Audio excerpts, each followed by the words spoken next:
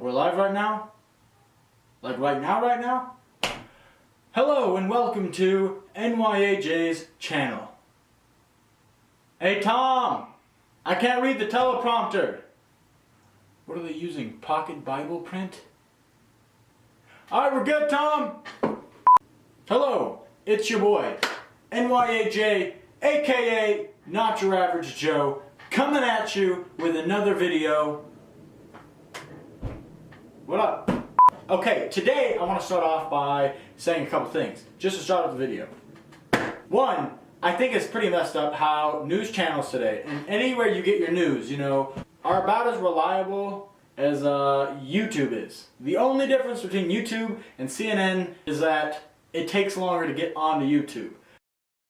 Clickbait and the fucking outrageous title, like sex offender goes for a walk on the beach, and it's just this like homeless guy that's walking on the beach picking up cans, and it's like, really?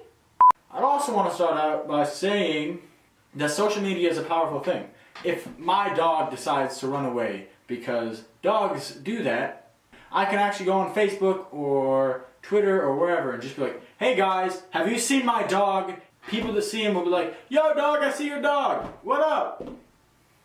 Any numerous number of things you can turn to social media, and it's a big help. It can also be misused, obviously. People are posting racist things, cyberbullying other people, which, say Tom here called me a stupid head. Instead of, staring at that post, disliking it, reporting it, and you know what? Here's how you stop cyberbullying. This is like 100% way to cure it. Ready? Boom! Now, I don't give a fuck what Tom says, because I can't see it. Social media is a crazy thing. It has made it possible for anyone to connect with anyone else on Earth. There are about 7.5 trillion people on this planet, and each and every single individual has the potential to make a social media account. That means there is a potential for any one post to go viral and reach 7 trillion views. Crazy, right? Well, social media has made it so that literally anyone can monitor your profiles, what you share, what you like, what you say and post, etc. So literally everything you say is verbatim. People with opinions turn into lawyers and private investigators. Literally anything that Donald Trump says, no matter what it is scrutinized and taken 18 different ways. He could literally tweet, "Have a nice day," and there would be all these feminist, racial, vegan, nut job groups getting triggered, asking why he didn't say that we have a great day, or saying that he doesn't have the right to tell us what to do. People, right? Alright, let's get into the official topic of today's video. So, basically, if you don't know already, the NFL and Donald Trump are butting heads. So, what's happening is Donald Trump is getting pretty triggered. Other end who's saying these things directly to you, and they're saying them directly to you, that's a whole other level of harassment, really.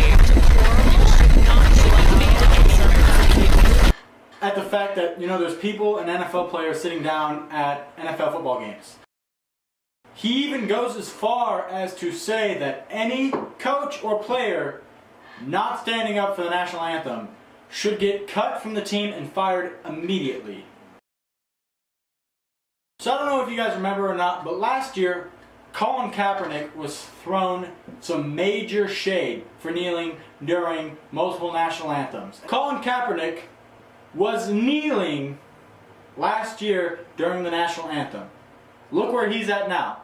He is in free agency. This is a very controversial subject. It is very, not even touchy, but it's hard to take a stand on. It's hard to take a side. No one side is right or wrong. Before we get any further, let me just start by saying that kneeling isn't disrespectful. Knights kneel before kings. We kneel before God. Teammates kneel whenever somebody is injured. It is in fact a sign of respect.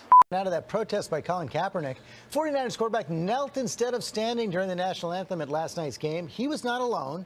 One of Colin Kaepernick's teammates joined him in taking a knee, and a Seattle Seahawks player also didn't stand for their national anthem. For the land and of the free. Yes, last year Colin Kaepernick kneeled during the national anthem. But he wasn't the only one. He was just the most well-known. This guy wasn't caught burning American flags, as many other individuals were doing for some fucking reason. He wasn't pissing on flag. He wasn't doing anything wrong. He just kneeled and used his First Amendment right to do so during a national anthem. On one hand, though, I get that he is an NFL player. He's being paid millions of dollars, as are all of them. They are expected to act professional on and off the field. San Francisco 49ers quarterback Colin Kaepernick refusing to stand during the national anthem again. This time, he took a knee right behind hundreds of service members being honored on Military Appreciation Night. All right, you know, it is kind of messed up that he kneeled down on Military Appreciation Day behind all these military members that do what they do. You know, it is messed up, but it's not illegal. I believe that us honoring our flag and our anthem is part of what binds us together as a nation. Trying to remind folks that part of what makes this country special is that we respect people's rights to have a different opinion and to make different decisions about how they want to express their concerns. And the test of our fidelity to our Constitution, to freedom of speech, to our Bill of Rights, is not when it's easy, but when it's hard. See?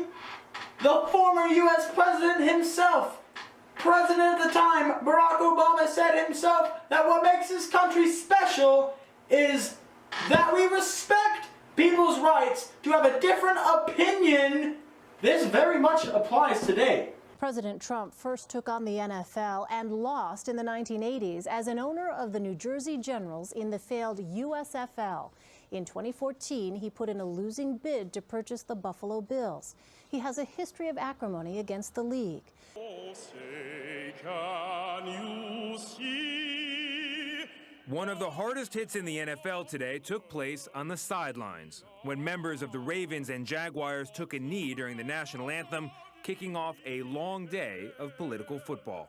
With the exception of West Point grad and ex-Army Ranger Alejandro Villanueva, the Pittsburgh Steelers didn't show at all for their national anthem. If a guy wants to go about his normal business and participate in the anthem, he shouldn't be forced to choose sides. If a guy feels a need to do something, he shouldn't be separated from his teammate who chooses not to. Today, President Trump turned to Twitter, urging fans to refuse to go to games until players stop disrespecting our flag. Loudly we hail. But a lot of fans and coaches objected to the president's tone and message. I will say this, mad props to Alejandro Villanueva. I don't know how to say that, but mad props to him, you know. Army veteran, I believe he's an Army Ranger. He is a West Point graduate, he's a very well decorated and respected man. He's accomplished a lot. Not only is he an Army veteran, he's also an NFL player. Two things the average person cannot do. Because that's a total disrespect of our heritage. That's a total disrespect of everything that we stand for, okay? Everything that we stand for. And I know we have freedoms and we have freedom of choice and many, many different freedoms. But you know what? It's still totally disrespectful. Donald Trump did acknowledge the fact that people have a First Amendment right. But he feels like it's disrespectful. That is his opinion. He stated that very clearly. All eyes were on the Dallas Cowboys and the Arizona Cardinals at Monday night's game as they took the field. The Dallas Cowboys taking their stand by taking a knee before the national anthem, team owner Jerry Jones right in the middle. Boos can be heard from this sellout crowd in Arizona. After America's team acknowledged the protests for racial equality in what seemed a choreographed move, the team stood up, went to the sidelines, and linked arms for the Star-Spangled Banner alongside their opponents, the Arizona Cardinals. For the ramparts we walk. The NFL commissioner tweeting it was a great show of unity. Our players wanted to make a statement about unity, and we wanted to make a statement about equality. I'm going to say this.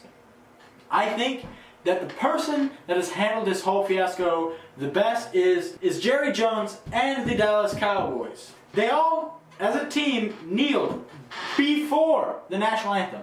Beforehand, they kneeled to protest, which raised a lot of eyebrows still, even though it was before the national anthem. And then they stood up for the national anthem. You know, America's team. That makes me proud to be a Cowboys fan. Just go Cowboys. Feed Zeke.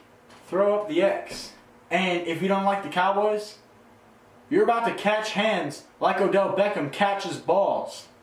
About 300 of them. This is sick. Put this to music.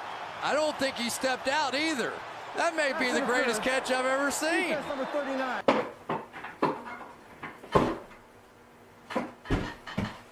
Hey guys, like this jersey? Make sure to go to www.stopgettingtriggered. Other end who's saying these things directly to you and they're saying them directly to you, that's a whole other level of harassment, really.